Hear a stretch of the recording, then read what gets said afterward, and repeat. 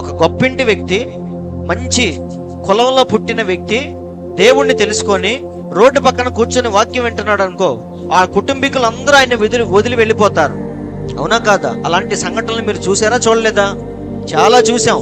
అక్కడ పరువు నష్టం, వింటున్నారండి, డబ్బు నష్టం, సమయం నష్టం, ఇన్ని వదులుకోవాలి క్రైస్తవ్యంలోనికి వస్తే. అందుకే చాలా మంది జస్ట్ దాన్ని చూస్తారు, దేవుడు కనపడితే దండం పెట్టుకుంటారు. అందరు దేవుళ్ళతో పాటు యేసయ్య కూడా ఒక దేవుడే అని ఒప్పుకుంటారు, కానీ క్రైస్తవ్యంలోనికి రారు. వాళ్ళు ఎందుకు రారంటే ఇన్ని నష్టాలు ఉన్నాయి అక్కడ.